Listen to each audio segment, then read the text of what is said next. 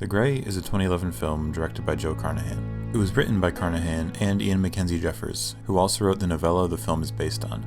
The film deals with a lot of deep and existential subjects. Survival, mortality, spirituality, nature, loneliness, brotherhood, loss, and love are all explored. But most of all, the Alaskan survival film asks you to find a reason to fight. Amidst seemingly hopeless circumstances, it lays out reasons why fighting and continuing on will always be worth it. The characters find a reason to fight, and we should too. The main plot is simple. On the flight home from working for an Alaskan oil company, the plane goes down and only 7 men survive. Lost in the unknown with snow perpetually coming down and covering the ground, they're forced to survive by any means possible. The film opens simply on an extended shot of the Alaskan wilderness, with the howling of wolves repeating in the background. Throughout both the book and the movie, the constant presence of these monstrous wolves is the main motif. They represent life and all it throws at you, and for the main character Otway, the wolves, specifically the alpha, represent personal demons. There's something existential and supernatural about the way the wolves are presented in relation to him. This shot of human blood filling up the wolf's paw print displays their intersection quite clearly. They're melding into each other, and it can eventually become impossible to distinguish them from each other. In the book it says, "The wolves are saying, 'I'm your death come to get you. I'm every wrong thing you've ever done. I'm the things you've killed, things you've left behind, come for pay.' They aren't wolves at all.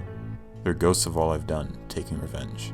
And while the book and the film deviate from each other in some of the details, the spirit of this idea is still present when Otway says, "I don't know why I did half the things I've done, but I know this is where I belong, surrounded by my own, man unfit for mankind." There's that self-distrust that seems to drive Otway to depression. The character has a sense of nihilism where he feels that literally nothing matters. Basically, he's going through the motions. He has a spark of life within him, but no conscious drive. Otway's fallen deep into depression and grief after the loss of his wife to sickness. I feel like it's me, bad luck, poison, and I've stopped doing this world any real good.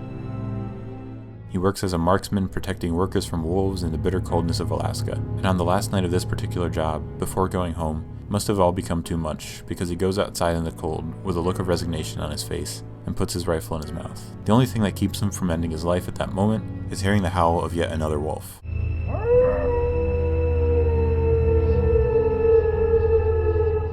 At that moment, the seeds are officially planted to show how the wolves are a motif, but specifically for Otway's character. Hearing the howl makes him slowly remove the rifle, as he realizes there's more for him to do yet. He doesn't know what it is, but this almost supernatural reminder has spared him for one more day.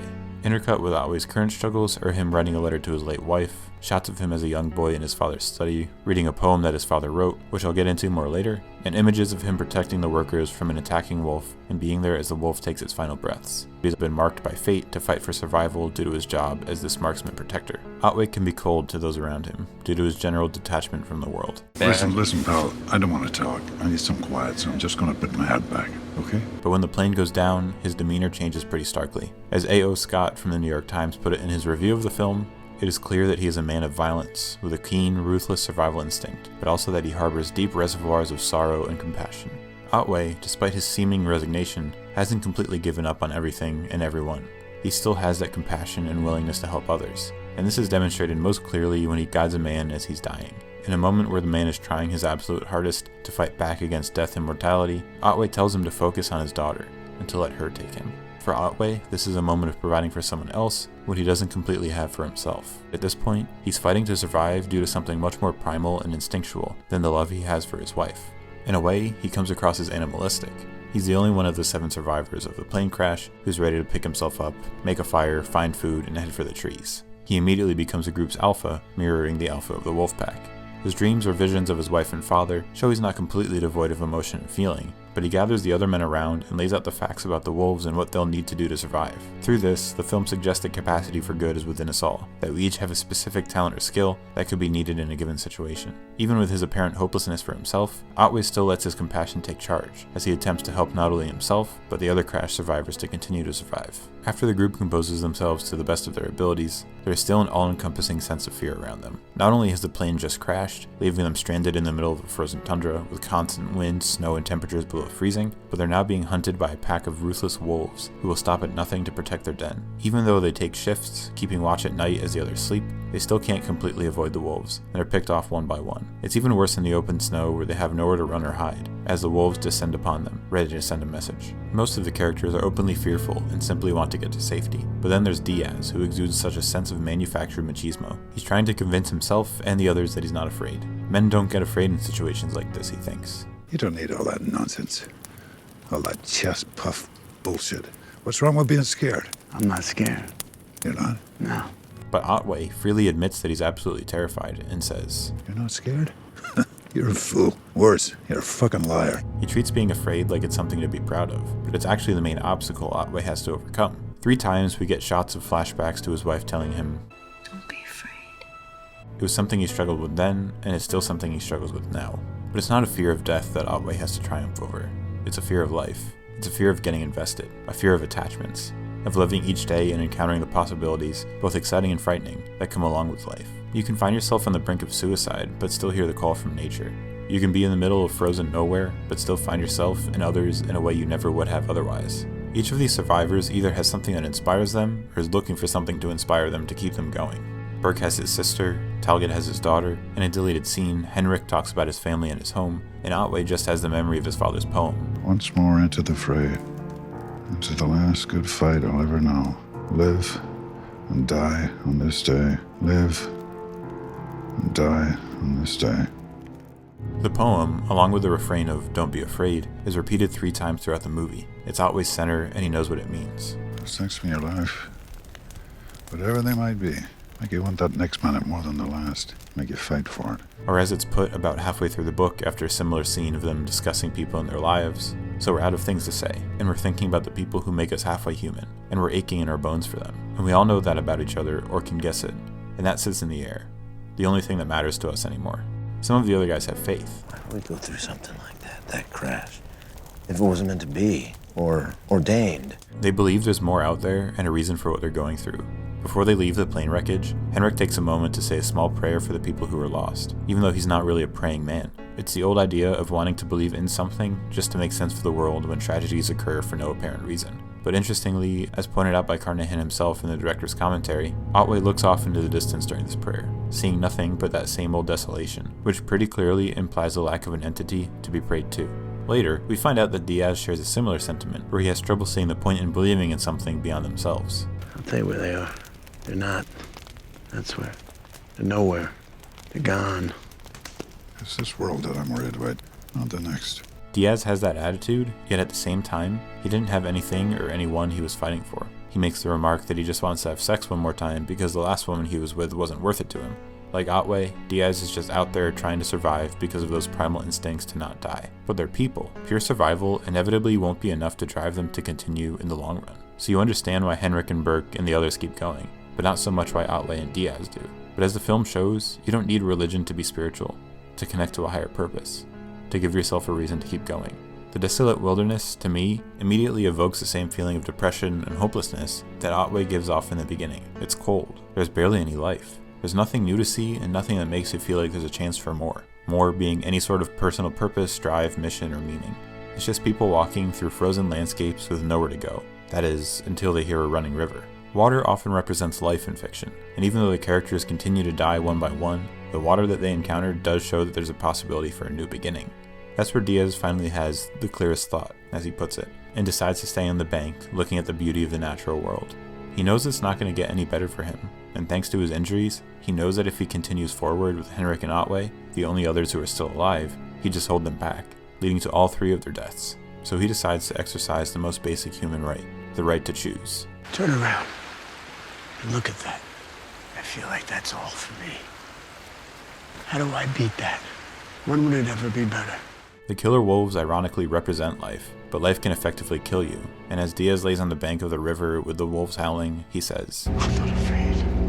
This is him taking life head on, ready to be fully human, choosing for himself, appreciating what life is. In contrast to the last we see of Diaz, Henrik is actually killed by water, the very thing that represents life. But the important distinction, which is especially important for the ultimate ending of Otway's story, is that Henrik goes down fighting. He's made it this far into the trek to survive and to be saved. He's been the second most vocal leader of the group the whole time, collecting the wallets and insisting that there's something worth fighting for, and that there's a reason to go forward into the gray, cold tundra. So for as brutal and heartbreaking as his death is, there's ever so slightly a feeling of morbid inspiration, knowing that Henrik fought until his last breath, until life itself took him down.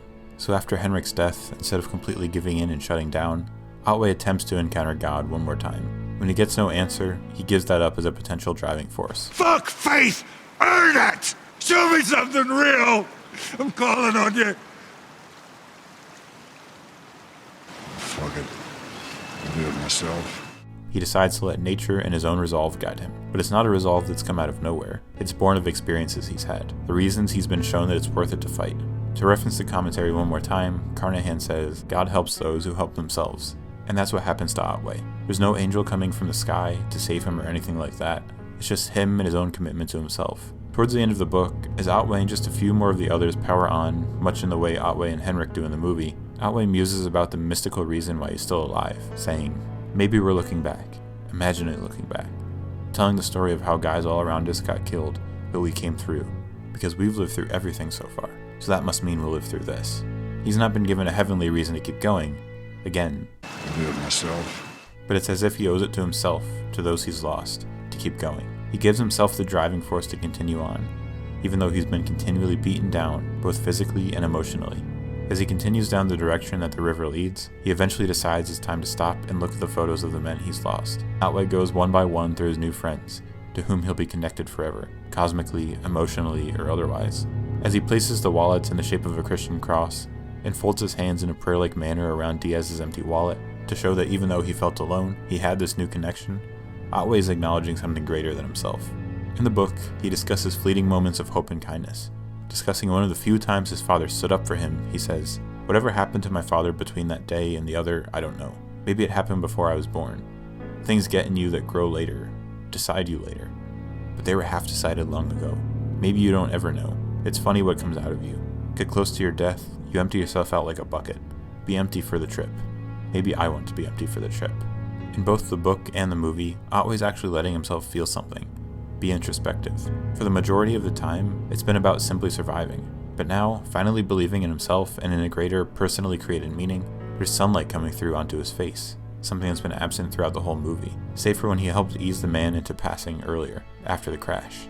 It doesn't seem like a coincidence that there's a natural light coming out to the faces of these people, who are accepting and understanding what it means to live, and what it means to die. At this point, Otway isn't aware that he's in the wolf's den. He doesn't know how much deeper his bucket is, but he's ready to empty it. He's ready to give life his all. But what he comes to realize is, It's a fucking den. he's staring life in the face in the form of the alpha wolf. He's gone once more into the fray. And after the whole movie of running from life, running from the wolves, he's finally deciding to fight. He's encountering life. He's encountering everything he's ever done wrong, and realizing he's more than those actions.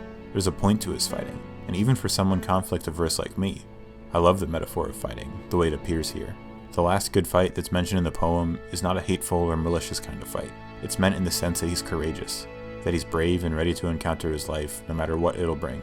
And that fight may or may not actually be his last. Whether it is or isn't really the point. What matters is that you treat every day as if it is your last. That you go into it with courage and the willingness to take on whatever is coming your way. Whether it's a plane crash, the gaining of friends, the loss of friends, the cold nothingness of the wilderness, or what any of those things could represent on an emotional, real-life level, you need to be ready to fight because it could be your last. It feels like destiny that Otway would end up in the wolf's den. He killed one of theirs to start the movie, and seemed to take the howl in this scene as a sort of primal call to see what life has in store. His eyes in this extreme close-up still seem animalistic, but not in the apathetic survivalist way from the beginning. He's full of fight. He's full of emotion after everything he's experienced, and after going through the wallets of all the other men. In the book, it's emphasized that the Alpha is just as worn down as Otway is in their final confrontation. They're linked, and have been the whole time. He chooses to go Once more into the fray. and fight the Alpha. He's no longer afraid, and the movie cuts to black, long before we get to see who won. It's because it doesn't matter who won. He fought. The last good fight I'll ever know. He's done what he needed to do. He confronted the wrongs and regrets in his life, and even though we don't know who won or who's alive, what matters is that he confronted them. He knew that he would Live and die on this day. He learned that every day can be a battle, but we need to value what we do and value why we're here. We owe it to ourselves to find something to live for. Each of Diaz and Otway's companions had something that was driving them to fight each day. Diaz eventually found something. Otway's wife and father each had something to live for, and Otway eventually found something. And when we're confronted with the realities of what life can be, we should have something to fight for too. Live.